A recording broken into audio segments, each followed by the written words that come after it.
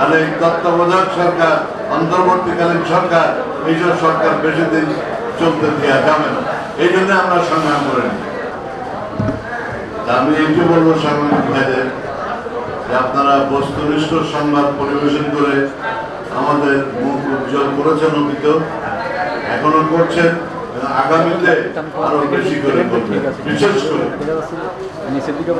আমার বলতেই হয়, আমি একটি রাজনৈতিক দলের লোক, কেউ কিছু মনে করেন না।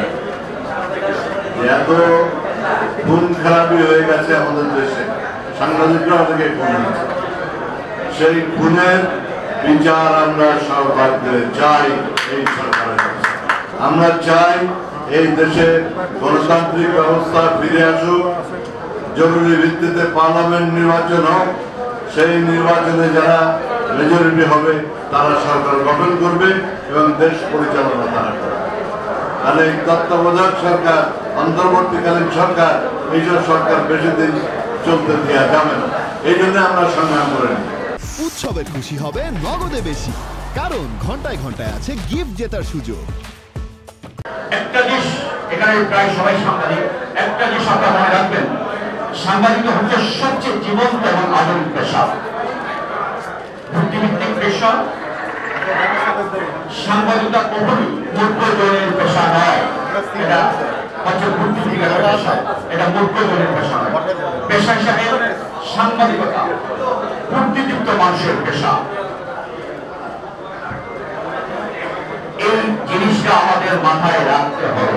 আজকে আমাদের মধ্যে যে পারেন একটা মোবাইল হাতে সব সাংবাদিক হয়ে গেছে, 5টা লাখ শুদ্ধ করে লিখতে পারা সাংবাদিক হয়েছে। এটা সাংবাদিকতাদের মর্যাদাকে ম্লান করে দিচ্ছে। এই জায়গাটা আমাদেরকে খেয়াল রাখতে হবে।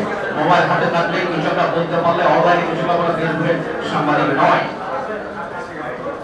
গণমাধ্যম এবং সাংবাদিকতার মধ্যে এখানে একটা বড় পার্থক্য আছে, সংবাদ মাধ্যম এবং গণমাধ্যমে। এই বিষয়গুলো আমাদেরকে বিবেচনায় রাখতে হবে।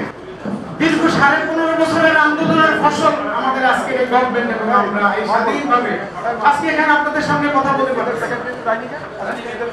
এই ইউনিয়নটি প্রতিষ্ঠিত হয়েছে আমার হাতে। আমি প্রথম শুরু করেছিলাম লোকজনকে ডেকে ঢাকা নিয়ে কথা বলে হেল্প করতে, অনেক পরিশ্রম। তখন এর সুফল তারা পায় না, বুঝতে পারে না। কিন্তু আমি এখানে আসতে পারি না, নানা কারণে, নানা অজুহাতে আসতে পারি না। এমন এক সময় আসছি আপনাদের সামনে যখন দেশটি স্বাধীন। গত 15.5 বছর আসা আমার জন্য সম্ভব হয় না, আলহামদুলিল্লাহ। কোন সময় মাহমুদুর রহমানের মতো ওই রক্ত ঝরে এখান থেকে বের হইতে হতো, এই ভয় হওয়া আশা হয় না। এটা হইতে পারে, অথবা আল্লাহ তাআলা আমাকে আনায় না এখানে, সেটাও হইতে পারে।